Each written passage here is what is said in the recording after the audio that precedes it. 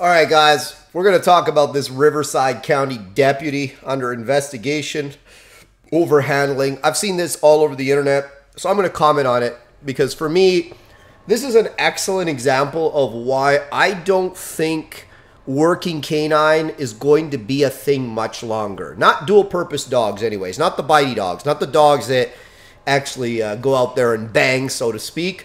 I'm sure we'll have single-purpose dogs for a while longer, but the dual-purpose dogs, I think, are not long for this world. So let's watch the video, and then I'm going to comment on it. Well, the overeager dog bit his officer, and the officer responds by taking the dog. Okay, he is holding the dog. We've got a suspect over here. Now, the dog has seen this scenario probably multiple times. I don't know how long the dog's been on the street, but he's seen this before in training because I guarantee you they practice this picture of officers restraining a suspect and then the dog watching. What you saw there is the dog went into drive, as is typical for the Malinois. They have very thin threshold for drive. The officer is holding the dog. The dog went into drive, went over a threshold, and because he couldn't reach the target of his drive, he turns around and redirects on the handler. It's very common, especially for the Malinois. You usually see this very early on in the training. So let's see what the officer does once he gets bit. Dog down to the ground, then gives the dog bites him again, and he is smart. He takes the dog away. So, guys, this guy knew he was on camera, and he put the dog down when the dog bit him in the hand. By the way, that's extremely painful. It's like being bitten with a vice grip that has shears on it, right? If you've ever been squeezed in a vice grip, you know how much that hurts. I'll tell you this, all the people protesting have probably never been bitten severely by a dog, but those dogs, even that little bite there doesn't look like much. I guarantee you it hurt like a mofo, and he probably had a number of holes in his hand. It's no joke how hard and how fast these dogs can bite. The dog went over threshold, turned around, bit him in the hand. He put the dog down on the ground. The dog immediately turned and bit him again. He strung the dog up and hustled him away, knowing he's on camera and he isn't able to do probably what he should be doing there. So, let's see what else there is here. The patrol car. This happened 2 days ago in Moreno Valley. Okay, so it looks like, let me see if there's any more. Them try to violate my rights and place me in handcuffs for carrying the taser, which is legal. But watch again the dog. Press up. Unacceptable what they did. Yeah, it's unacceptable that he corrected the dog for biting him. God help our society. We are so fucked. Guys, what world are we living in? How have we gotten to this place that when a dog bites somebody and he reacts very calmly, like you don't understand how painful that is. The dog put his teeth into his handler's body. Okay? And the handler puts the dog down, takes his hand out of the dog's mouth, strings the dog up so he can't bite him, and puts him away. He doesn't do any of the things that he really should have done because he's on camera and because he knows what kind of a horrible society we now live in. That common sense is gone.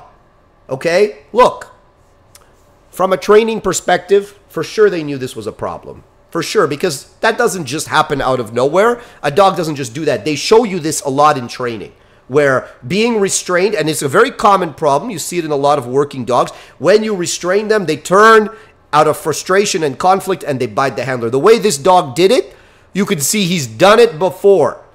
And I guarantee you, they haven't clearly cleared that problem up. That is their fault.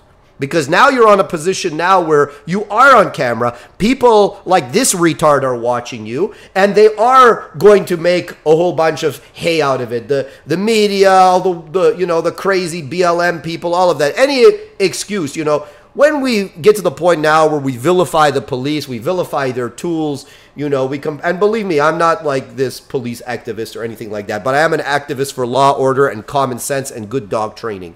Okay, the handler handled that extremely well. But I'm going to tell you this. For sure they knew it was a problem in training. For sure they should have fixed it.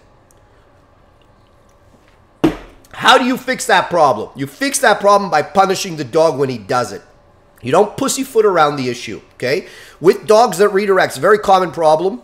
And before you start with the positive-only bullshit, I know many positive-only trainers with working dogs. When they have this problem, they give the dog away to someone that knows how to fix the problem, that knows how to straighten the problem. The dog's not being malicious, Okay, it's important to understand this. He's not being malicious. It's an automatic reflex to the being restrained. He wants to go, and he's learned if I can't go bite that, I go bite this. Okay? Now, as with anything, okay, behavioral science tells us the only way to remove a behavior that's intrinsically rewarding is with punishment, and not negative punishment. Okay? It has to be positive punishment.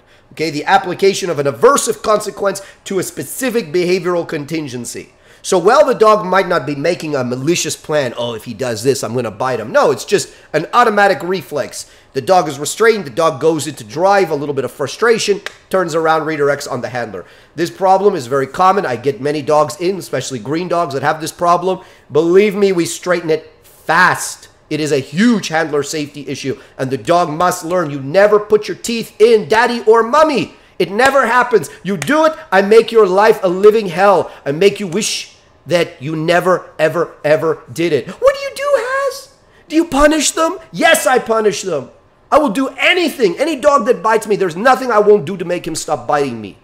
Okay? There's nothing I won't do to make it clear. You must not put your teeth in my body. It is not allowed. Oh, that sounds horrible. So harsh, so mean. What common sense, like where is our common sense gone as a society? Before, you know, man, people used to kill dogs for less.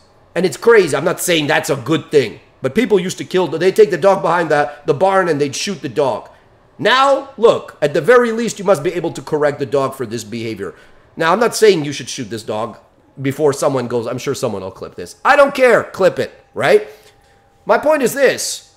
The dog is causing physical harm, damage, and injury. I've seen multiple handlers hospitalized by their dog. Okay? Multiple handlers hospitalized. Severe. Like sometimes never the same again. Tendons broken, nerves destroyed, right? Never the same again. Reconstructive surgery. This behavior, as you allow it to progress, will constantly get worse and worse and worse. The dog always does what's good for him. This dog wants to bite. If he can't bite the guy he thinks he should be able to bite, he's going to turn around and bite daddy. He's learned to do that. That's to some degree a predisposition. There are some dogs, you see it from puppy right away. When you restrain them, they're fresh. They just go over threshold. They turn around. They redirect on the handler.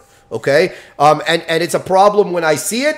I say, okay, we'll be straightening this problem out. And then the dog does it a few times in a small way in training, and you make a big event out of it. And believe me, you override that automatic respect, that automatic reaction that the dog has. Just as it's there. He doesn't think about it, but I can get him to not do it by creating a significant aversive consequence when he does it, right? Whether it's using a dominant dog collar, whether in worst case scenario, using my hand and the other end of the leash to make it clear. People, oh, do you hit the dog?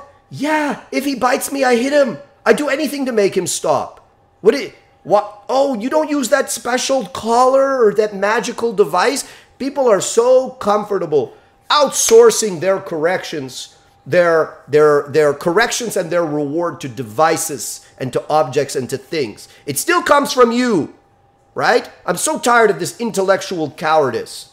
Clarity in dog training comes direct from the handler, whether it's a good thing or a bad thing. It should be direct from you. Stop outsourcing everything to clickers and food and, special collars. Now, don't get me wrong. Devices like a slip lead and e-collar, stuff like this, for some dogs, especially a dog that's older, a dog that's already very strong and confident, tools are going to keep you safe. And tools are going to make it clear without getting you bit if you know how to use them the right way. For sure, redirection in police canine is a problem. And in sport dogs, I see it a lot in sport dogs as well. It's a problem and it's a fixable problem. Believe me, if you fix it the right way, it won't happen anymore. But so many people don't fix it the right way. They pussyfoot around. They train around. They try to bribe the dog out of the behavior. Hey, maybe if I give you your ball here or I take you away when you're being crazy instead of letting you just go or, there's something I can do instead of actually deal with the problem.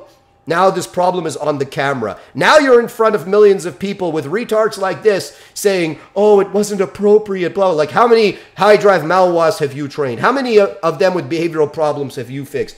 How many dogs that really want to bite you or something else have you put under control and taught how to behave properly? I guarantee you none. And none of the people protesting have done it, right? This is the problem in our society. People are too comfortable talking about things they know nothing about, right?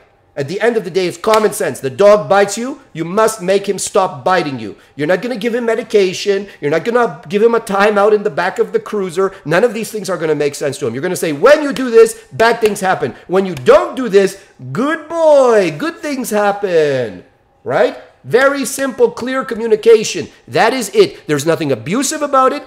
In fact, it's abusive to not fix it. Because I guarantee you, I bet you I know what this department is going to do. They're in California. So unless they're in like a very conservative area, they're going to be under heavy pressure to discipline the officer, which I surely hope they don't do. They should be commending him, saying, hey, man, I know that happened on camera. You really held yourself back. You did a good job. You did a good job. Thank you for keeping that on the DL. But hey, man, we got a training problem. So if he's not in charge of his training, the guy who's in charge of his training needs to fix this ASAP. And if he doesn't know how to fix it, he needs to reach out to someone that knows how to fix it.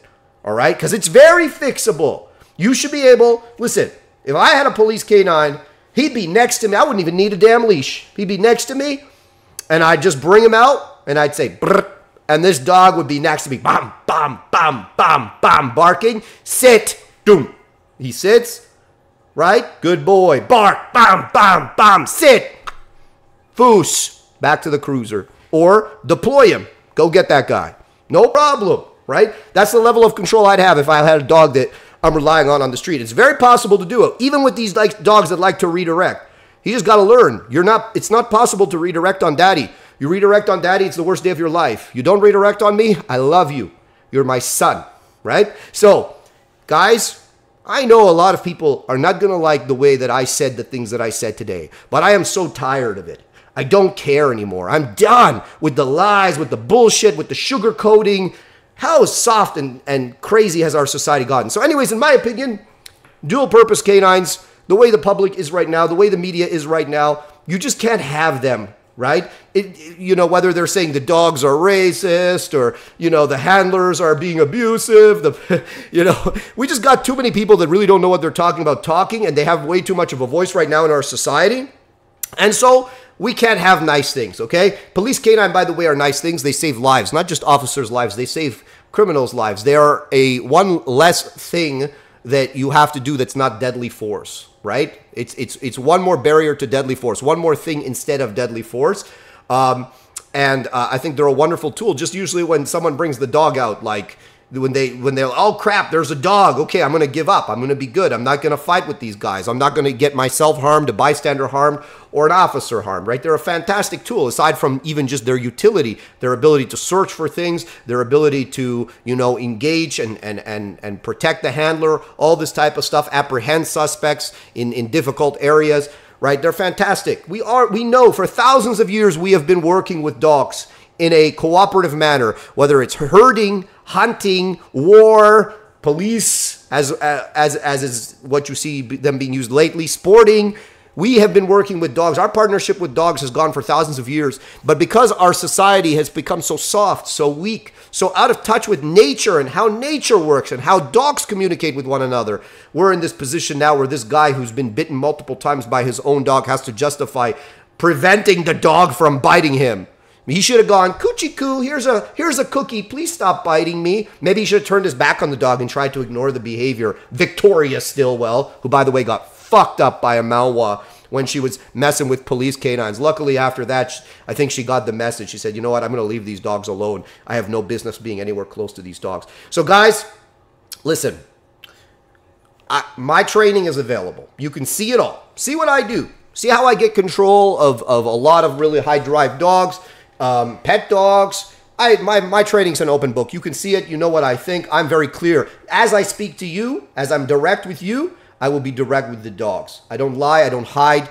Recently I put a reel up. There's a reel on my Facebook page. I don't know why it went viral. It's just a sit in motion. Okay. My dog prancing next to me. Happy, happy, happy. Does a sit in motion really fast.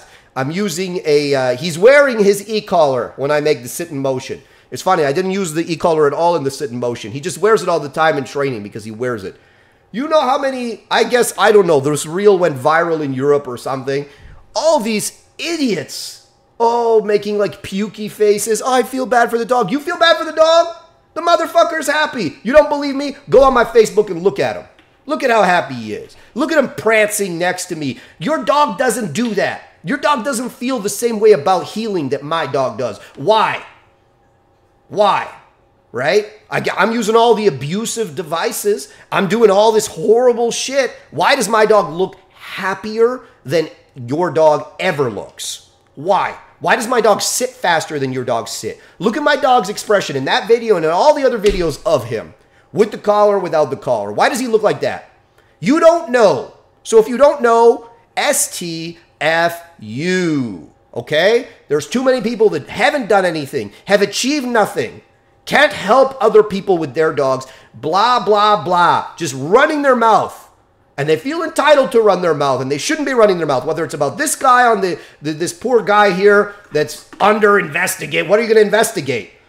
What are you going to investigate? He got bit. He stopped the dog from biting him. He didn't even do what he really should have done, which is severely discipline the dog in that place, in that moment, and then fix it in training so it never happens in public again, right? But he didn't do that. He made the right move. You can't blame him for what he did. Stop biting me. Stop it. Okay, get away. Back in the car, right? Anyways, guys, I sound angry because I am, and it's okay for me to be angry, right? I'm in touch with my emotions. I train emotionally.